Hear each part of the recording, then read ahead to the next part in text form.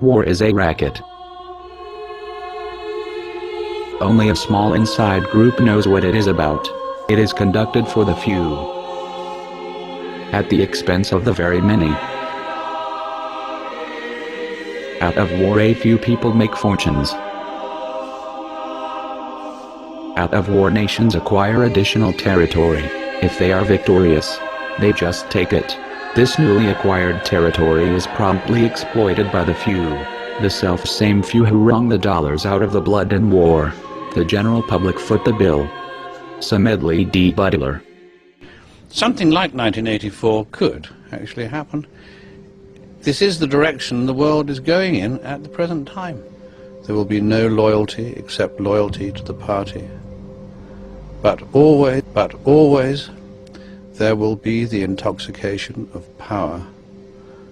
Always, at every moment, there will be the thrill of victory, the sensation of trampling on an enemy who is helpless.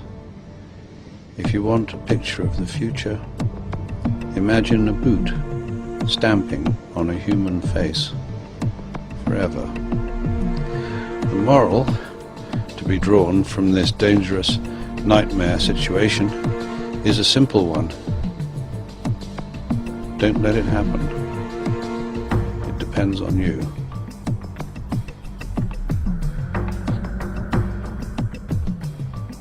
In what's become the trial of the century, the people versus Standard Oil. The picture painted of Standard Oil is a depressing one. No trust in the history of America has been so destructive in its pursuit of profit. Time and time again, we have heard how Standard Oil has used secret kickbacks from the railroads, been routinely engaged in predatory pricing, used intimidation and exclusive sales territories to put refineries out of business. For over 30 years, Standard Oil has been on a mission to crush its competition and establish itself as a monopoly to hoist up the price of kerosene. Mr. Rockefeller, before the court renders its decision, do you have anything you wish to say?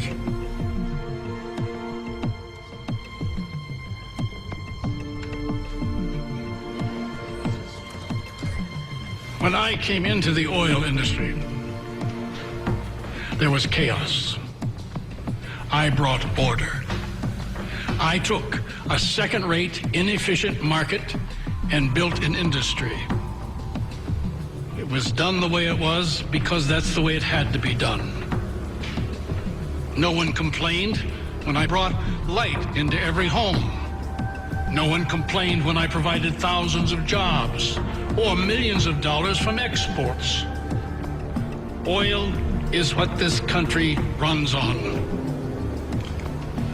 You call it monopoly. I call it enterprise.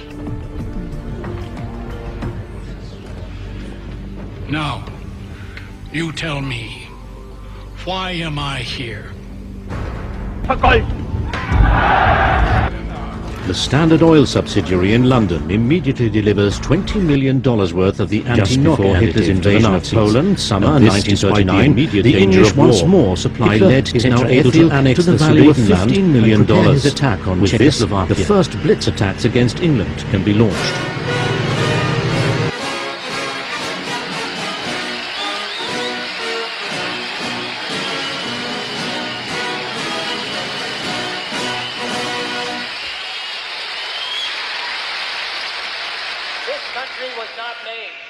By people who sat in their own community and followed their own private interests. Instead, it was made by the men who recognized that change means progress. And progress means the welfare of our people. That's what makes this a great country.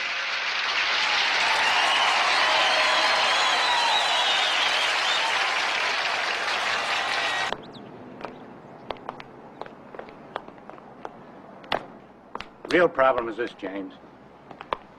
2 decades, there will be 7 billion human beings on this planet. Most of them brown, yellow, or black. All of them hungry. All of them determined to love. They'll swarm out of their breeding grounds into Europe and North America. Hence Vietnam. An all-out effort there will give us control of South Asia for decades to come. And with proper planning, we can reduce the population to 550 million by the end of the century. I know. I've seen the data.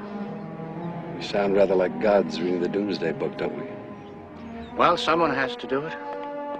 Not only will the nations affected be better off, but the techniques developed there can be used to reduce our own excess population. Blacks, Puerto Ricans, Mexican Americans, poverty-prone whites, and so forth. I had seen this plane fly into the first building. It was a TV segment.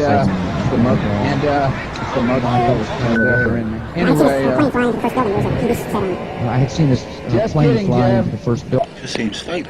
Just seems fake.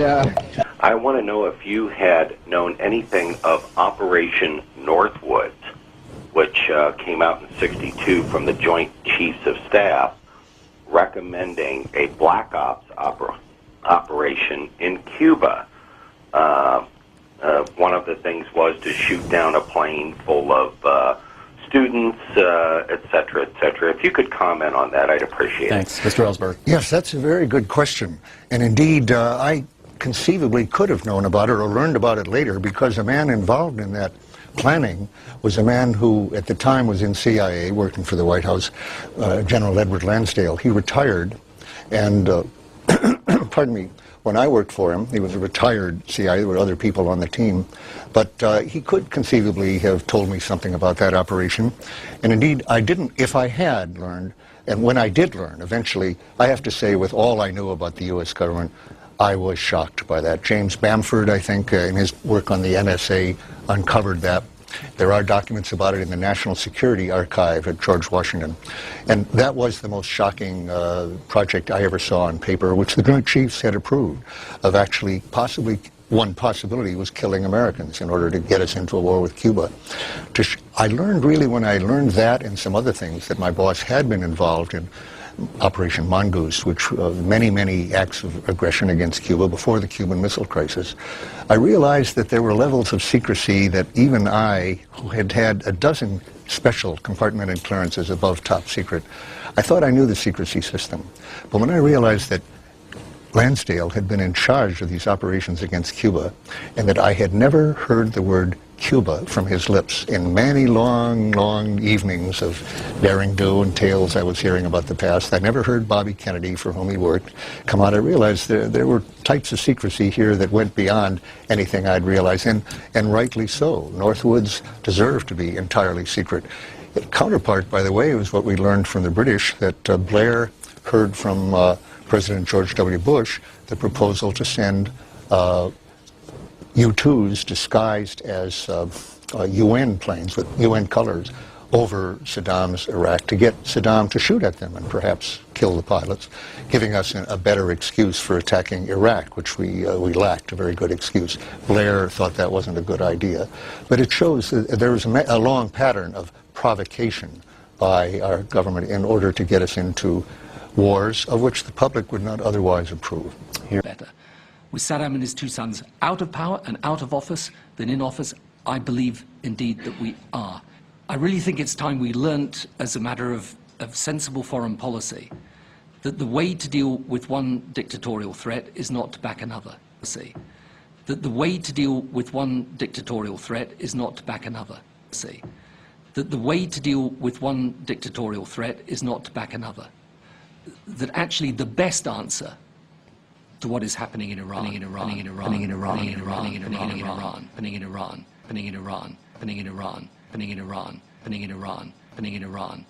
is to allow the Iraqi people the freedom and democratic choice that we enjoy in countries like ours. I'm a British ambassador. I was a British diplomat for 20 years.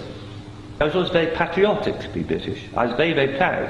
I remember when I first became a British ambassador and first went out in my own flag car with the Union Jack flying on the front as the ambassador, you know, I had a lump in my throat. It was a proud moment for me. It was only 6 months after that I discovered that in the country where I was ambassador, we and the Americans were shipping people in order for them to be tortured. And some of them were tortured to death. Now, as you may imagine, my worldview changed. It was at the same time, about a month later, we invaded Iraq against the will of the Security Council. Not just without permission of the Security Council, but in the full knowledge that if it had gone to the Security Council, we would have been voted down. And I, as a British diplomat, saw all the internal memos that went through that decision. I know for certain, I used to be head of the FCO unit that monitored Iraqi weapons of mass destruction. And I know for certain, I can tell you, that they knew there weren't any. It wasn't a mistake, it was a lie. I think it is impossible to be proud of the United Kingdom. I think when we invaded Iraq, we did to the United Nations what Hitler and Mussolini did to the League of Nations. And I think what we've done since, where the truth is often much hidden, in the bombing, if you look at Libya, disaster now, we bombed it, we killed 15,000 people when NATO bombed Sirte, something they never told you on the BBC. And did we make it better? No. I saw in Uzbekistan, I saw the gas contract signed by Imran and a company called Unocal, which George Bush Sr. was on the board, to dig out gas pipelines from Uzbekistan and Kazakhstan over Afghanistan down to the Indian Ocean. That was actually what the Afghan war was about. They'd actually had talks with the Taliban and Unocal to see if the Taliban would provide pipeline security. The person who held those talks was the consultant for Unocal, who was a certain Mr. Karzai, who, after being employed by George Bush Sr. as a consultant, went on to become president of Afghanistan. That was their plan B. The Taliban wouldn't do it, so they invaded. It's usually, I've seen it on the inside, it's almost always about control of resources. It is every bit as corrupt as our first speaker. I'm sorry, I'm also terrible at names. Integrated. You are absolutely right, Andrew. And I can tell you it's not an academic construct. The system stinks. Westminster stinks. The British government is deeply, deeply immoral. They don't care how many people they kill or build if it advances them. And anybody who votes no is voting to support a psychologically flawed, a pathological state, which is a danger in the world, a rogue state, a state prepared to go to war to make a few people wealthy. That's why I say it's not possible to be a decent person and vote no, and we shouldn't be ashamed to say that.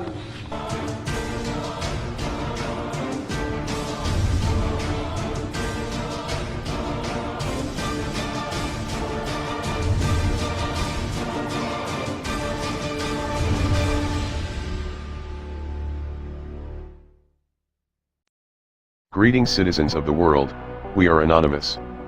The director of the Federal Bureau of Investigation said the agency has no evidence the married couple accused of killing 14 people in San Bernardino, California earlier this month had any connection to an active terror cell.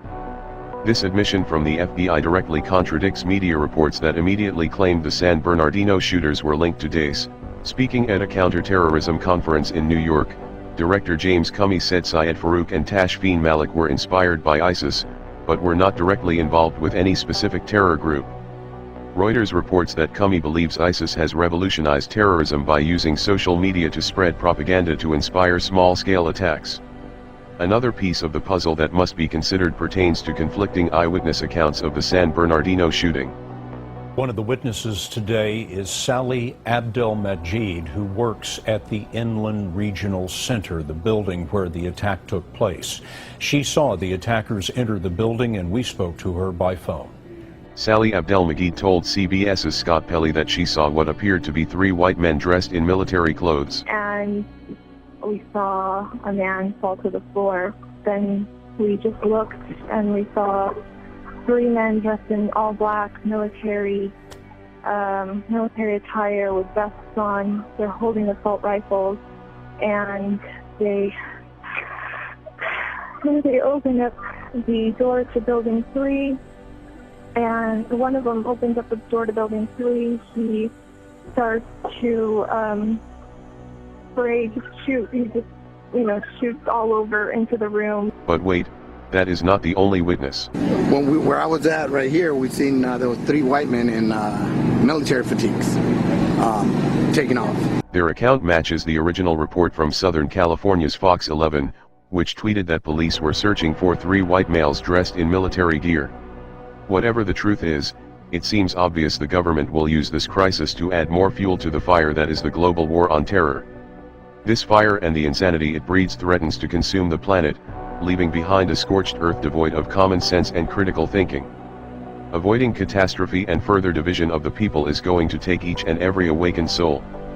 Anonymous is for freedom. We are anonymous. We are legion. We do not forgive. We do not forget. Expect us. Well, yeah. There's a lot of people really believe this deeply, that they just don't. No. They just don't trust you. I'm sorry, Cooper. Yes, it is fair to call it a conspiracy. What are you saying? Are you suggesting that the notion that we are creating a plot to take everybody's guns away so that we can impose martial law but there's certainly a is lot of a people. Conspiracy? Yes, that is a conspiracy. Is that controversial? Except on some websites around the country? There are certainly a lot of people who just have a fundamental distrust that you do not want to go further and further and further down this road. Look, I mean, I'm only going to be here for another year. I don't know, when would I have started on this enterprise, right? The newly declassified reports revealing that Washington may have had prior information to the rise of the ISIL. That also implicates the possibility of a sectarian agenda behind the issue as well. This is a very important document, but it reveals what we have already learned years ago from other sources. I think many will recall that the New York Times a few years back wrote an important article that the U.S. government was very much, since the beginning of 2012, was behind a major airlift of equipment and weapons for the so-called Free Syrian Army and the rebels, and the Takfiris, who are fighting the Syrian government. And at the same time, less than a year ago, the U.S. Vice President Biden admitted in a speech at Harvard University that U.S. allies were behind the creation of ISIL and other extremist groups like Jabhat al-Nusra and Nusra Front. So when you put two and two together and and you see that the Americans from the very beginning were behind the airlift as well as the vetting of commanders, according to the New York Times, and then you see the U.S. Vice President making such an admission, it only leads to the conclusion that we now see in this document that the Americans were in this from the beginning. They were using extremists against their opponents just as they did in the 1980s in Afghanistan.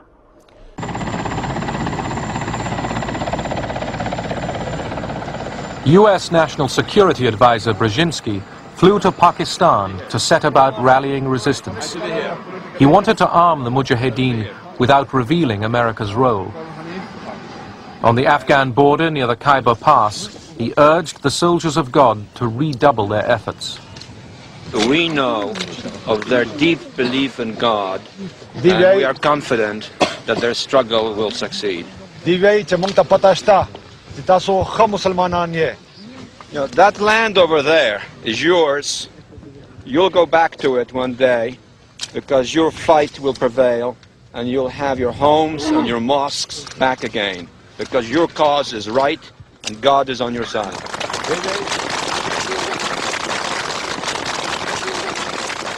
The purpose of coordinating with the Pakistanis would be to make the Soviets bleed for as much and as long as is possible. To make the Soviets bleed for as much and as long as is possible.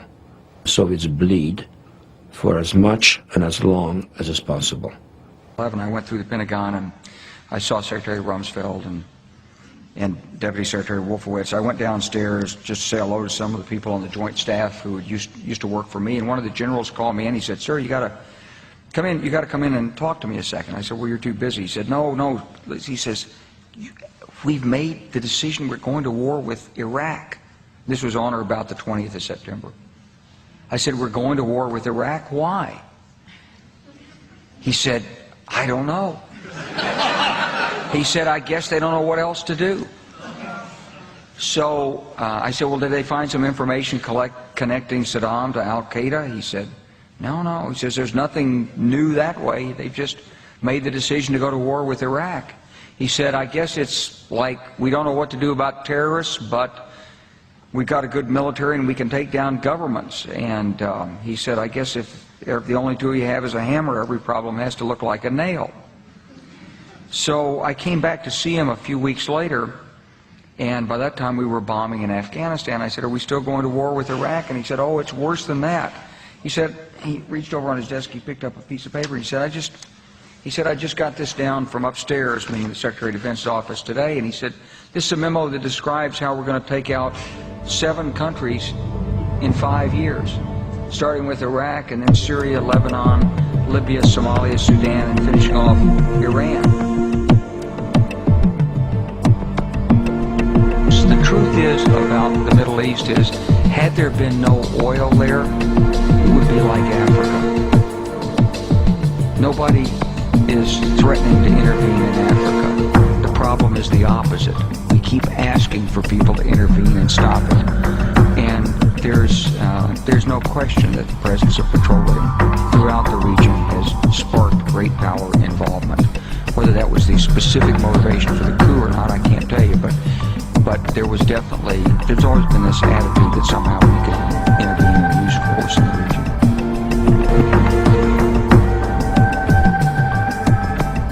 Well, the project for a new America century is a think tank. It's a very pretty extreme right-wing think tank, and it drafted a document in September 2000 in the course of the presidential election campaign for Bush, which is called Strengthening America's Defenses.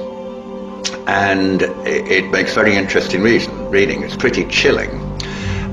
It talks in regard to the Middle East about how the flow of oil into the international markets had been interrupted by Saddam Hussein's regime, and that it was necessary to remove that, and if necessary by military means. Don't forget, this was written in September 2000. That is a year before 9/11 and 3 years before the Iraq War. It also says, very significantly, that even if Saddam Hussein were removed from the scene, it would still be necessary to take this action in the Middle East. So the American motive is revealed by this not to be antagonism to Saddam Hussein, because who we all know is a brutal, sadistic tyrant, but it is not the human rights issues or the justice issues. It is the fact that he stood in the way of American control over oil. He used it for his interests, not the Americans' interests, and that was not acceptable to the US. What the PNAC document also goes on to say is that we need to resist any country or group of countries, for which read the EU or Japan, challenging us, challenging our leadership or our regional leadership. It talks about the need for American space forces, because the Americans supported the militarization of space and they wish to be in control of that. They talk about full spectrum dominance. In other words, American control over every aspect of military conflict, and one of those is control over the internet, so that there cannot be any cybernetic opposition to US interests. It talks about the need for more US forces in Southeast Asia, and although it doesn't actually say the need for regime change in China, that would be going too far. The implication is that we need to exert more pressure for the kind of change that we would like to see in that region. And indeed, even that has happened. because China, Russia, Iran are all, at the moment, circled by American bases. There are now 700 bases. There are about American bases across the world. There are, I think, something of the order of 135 countries out of 190 that now have American bases in them. That's about 70% of all the countries in the world. So we have seen this explosion of American power, physical control on the ground, using every opportunity. Unrest in the Caucasus, the southern flank of Soviet Russia, the so-called Orange and Tulip and other revolutions occurring there, which is trying to get Western control of those countries to get the oil out of the Caspian. So all of this has happened, which I think largely reflects what was always the policy of the Bush administration as revealed by this PNAC document. What it ends by saying, which I think is very, very interesting, is that this, it says at the end of the document, is going to take a long time. I think we can underline those words. It's going to take a long time. Dash absent, which is the American word for except there is a catastrophic or catalyzing event like Pearl Harbor. Is it fair to call it a conspiracy? I mean, well, yeah. A lot of people really believe this deep, that they just don't. They just don't trust you. I'm sorry. Yes, it is fair to call it a conspiracy. What are you saying?